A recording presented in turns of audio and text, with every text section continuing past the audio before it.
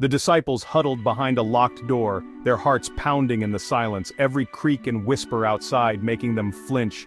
Fear and confusion thick in the air, pressing down on them like the darkness that filled the room. Their world had been shattered. Jesus, their hope, their teacher, the one they believed was the Messiah, was crucified and buried. The dreams they had built with him seemed to crumble in a single afternoon. The story should have ended there with grief and silence, but then came the whispers, soft, uncertain, but impossible to ignore. Mary Magdalene burst in, breathless and trembling, claiming she'd seen him alive. Her words were wild, but her eyes burned with conviction. Peter and John ran to the tomb, desperate for answers. They found it empty. The grave clothes folded neatly, as if someone had left in peace, not in haste. It was too wild to believe, too much for their weary minds to accept. So they hid, trying to make sense of the impossible, clinging to each other in the shadows. 10 men, faces marked by grief and sleepless nights, jumped at every sound, haunted by the fear that they might be next. They were fugitives now, hunted and afraid, their lives in danger simply for following the one who had been crucified. Yet in that darkness, a fragile hope flickered. Could it be true? Could Jesus really be alive as Mary claimed? They spoke in hushed tones, voices trembling, piecing together a puzzle that didn't fit, each story adding confusion and a sliver of hope. But one of them, Thomas, was missing from the circle, his absence a silent ache among the group. We don't know where he was, maybe lost in sorrow, wandering the empty streets, or maybe seeking solitude to wrestle with his pain. Whatever the reason, he missed the moment that changed everything, the moment when hope broke through despair. He missed Jesus appearing in that locked room, standing among them saying, "Peace be with you." The impossible had happened right before their eyes. He missed seeing the wounds in Jesus' hands and side, the proof that it was truly him, alive and victorious over death. When Thomas returned, he found not 10 grieving friends, but 10 men electrified with joy, their sorrow transformed into celebration. "We have seen the Lord!" they exclaimed, voices ringing with excitement and awe as if the world had been remade. Their faces shone with hope, but for Thomas, their joy was a wall he couldn't climb, a barrier between his pain and their newfound faith. He had seen the same cross, felt the same despair, and the wounds in his heart were still raw. How could they believe so easily, when everything he knew told him that death was final? Their testimony wasn't enough for him. Words alone could not heal his doubt or erase his grief. His grief was too deep, his reality too strong, and the memory of loss too fresh to let hope in. He needed more than words. He needed proof, something he could see and touch, something real enough to break through his sorrow. In that room, hope and doubt collided, swirling together in the candlelight, neither one able to fully silence the other. And Thomas stood alone, waiting for something real, longing for a sign that faith could be more than just a story whispered in the dark. Thomas listened, his eyes fixed on the faces of his friends as they spoke with excitement and hope. But their words, full of wonder and conviction, bounced off the walls he'd built around his heart, unable to break through the fortress of his pain. A man raised from the dead? The idea seemed impossible, almost absurd. It sounded like wishful thinking. He'd seen the blood, felt the finality of loss, and the weight of grief still pressed heavily on his soul. Their story felt like a desperate attempt to cope with heartbreak, a fragile hope clung to in the darkness. He couldn't share their joy. He hadn't shared their experience. The gap between their hope and his reality felt unbridgeable. So he set his terms, clear and unwavering.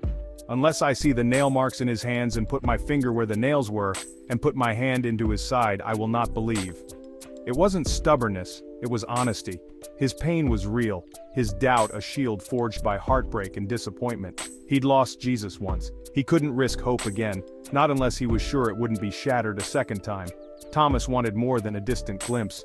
He longed to touch the wounds, to feel the proof with his own hands, to know for himself that hope was not a lie. His demand was personal, not arrogant. He wasn't trying to challenge his friends, but to protect his own fragile heart. He needed certainty, something tangible he could hold on to, something that would anchor his faith in reality. His friends must have been disappointed, perhaps even hurt by his refusal to believe their testimony. But they didn't cast him out, they let him stay, they let him doubt. Their love made room for his questions, their friendship held space for his uncertainty. For a week, Thomas lived in tension, present but not convinced. He watched, he listened, he waited, wrestling with his thoughts in silence. He was the man who needed to see, the one who couldn't settle for second-hand faith, the one waiting in the shadows while others basked in resurrection light, longing for a sign that would finally unlock his heart. 8 days passed in that upper room. The 10 disciples, filled with quiet joy, waited for Jesus to appear again. The world outside was unchanged, but everything inside them was new. For Thomas, the week was agony. Surrounded by friends, he felt utterly alone. Every joyful story was a reminder of his own unbelief. He replayed their words, searching for cracks. Was he the only one seeing clearly, or the only one blind? Doubt is heavy, especially when you carry it alone. Part of him wanted to believe, but the memory of the cross held him back. This week of waiting mattered. It showed that faith isn't always instant. The others didn't kick him out, they waited with him. They trusted that Jesus would meet Thomas in his need. They gave him the gift of time and presence. Another week, another locked room. This time, Thomas was there. Suddenly, Jesus appeared among them. Locked doors, no obstacle for the risen Lord. His first words, "Peace be with you." No accusation, no disappointment, just peace. But this time, Jesus had come for Thomas. He knew Thomas's heart, his exact words, his need for proof. The Good Shepherd had come for his lost sheep. Jesus didn't wait for Thomas to speak. He didn't scold or shame. He moved toward him with love. The room fell silent as Jesus and Thomas faced each other. This was no performance, just grace meeting doubt. Jesus' arrival wasn't to overwhelm but to heal. He met Thomas exactly where he was. In the middle of doubt, pain, and stubbornness, Jesus brought peace. The Prince of Peace came for one troubled heart, and everything changed. Jesus looked at Thomas not with judgment but with deep understanding and compassion, seeing the honest struggle in his heart. He offered the proof Thomas demanded. "Put your finger here, see my hands." Jesus met Thomas exactly where he was, not shaming him for his questions but inviting him closer. The wounds were real, not illusions or tricks of the mind. They were the marks of suffering, pain, and sacrifice. "Reach out your hand and put it into my side." Jesus offered not just words but tangible evidence, inviting Thomas to experience the truth for himself. Jesus invited Thomas to touch the evidence of death and believe in life. It was an invitation to move from doubt to faith, from fear to hope. It was vulnerability beyond comprehension, a moment where the divine chose to be open and exposed for the sake of one doubter's heart. The risen Lord offered his scars to a doubter, showing that faith is not about having all the answers, but about trusting in the one who bears the wounds. In that moment, Jesus wasn't just proving himself, he was showing love, a love that reaches out even when we hesitate, a love that welcomes our questions.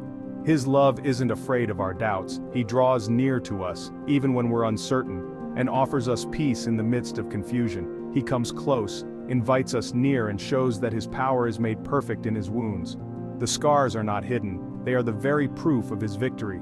The things meant to destroy him became symbols of victory, reminders that hope can rise from the darkest places. Then Jesus said, "Stop doubting and believe." These words were not a harsh command but a gentle invitation to trust. Not a harsh command, but a loving plea, spoken with patience and kindness, inviting Thomas to step into a new reality. Jesus had crossed the chasm of death and doubt, bridging the gap so that faith could be possible for all who struggle. Now, the choice was Thomas's. He stood at a crossroads, his heart pulled between skepticism and hope. Remain a prisoner of doubt, or step into faith. The invitation was clear, but the decision was deeply personal. The room and heaven waited for his response, holding its breath as Thomas faced the greatest invitation of his life. Did Thomas touch him? The Bible doesn't say. Maybe it didn't matter. Seeing was enough. The need for proof melted away in the presence of the risen Christ. All the doubt, pain, and resistance crumbled. Thomas saw not a ghost, but his Lord and his God. The truth hit him like a wave, bringing him to his knees. From the depths of his soul came the most profound confession, "My Lord and my God." Not a question, not a whisper, a declaration. The sound of a man who journeyed through doubt and found faith. He didn't just acknowledge Jesus was alive, he acknowledged who Jesus is. This was the climax. Thomas the doubter made the clearest statement about Jesus' divinity. He called him Lord, supreme authority. He called him God, divine nature. In that cry, Thomas expressed the heart of Christian faith. The man before him, wounds and all, was God himself. And Thomas believed.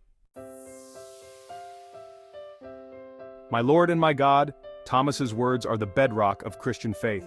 In that moment he spoke for every believer to come. Jesus is both Lord our Master and God our Savior. My Lord meant surrender. Thomas handed over control. My made it personal. And my God, a devout Jew, would never say this lightly. Thomas recognized the power over life and death belonged to God alone. This was not a distant deity, but a God who knows and loves us. For Christians, Thomas's confession is a model. Faith isn't just accepting facts, it's a relationship. It's surrendering to Jesus' lordship and worshiping him as God. When we doubt, we return to this truth. The one we follow is Lord of all. The one we trust is God, who still bears the scars of love, and that changes everything. After Thomas's confession, Jesus spoke one last time. Because you have seen me, you have believed.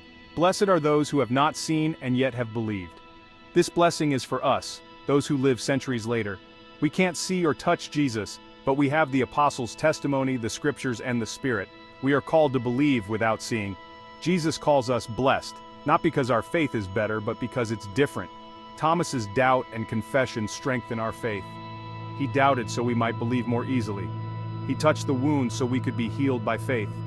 Jesus knows believing without seeing is hard. It takes trust, a step into the unknown. But he promises a unique blessing for those who do. Our faith isn't a blind leap, it's a step into the light. Thomas's story is about the bridge between seeing and believing, and that bridge is open to all. The risen Christ changed Thomas forever. He entered as a doubter, left as a worshiper. History says Thomas became a courageous missionary, traveling farther than any other apostle. Jesus didn't just save him, he transformed him. The doubter became a devoted disciple, willing to die for his faith. Thomas's story gives hope to all who struggle with doubt. Doubt isn't the opposite of faith, it can lead to deeper belief. Jesus met Thomas in his questions, and he'll meet us in ours. Honest doubt, brought to Jesus, can blossom into unshakable faith. No one is too far gone, no doubt too deep for Christ's love. He comes to us even behind locked doors. He shows us his wounds, invites us to believe, and he turns doubters into disciples, fear into faith.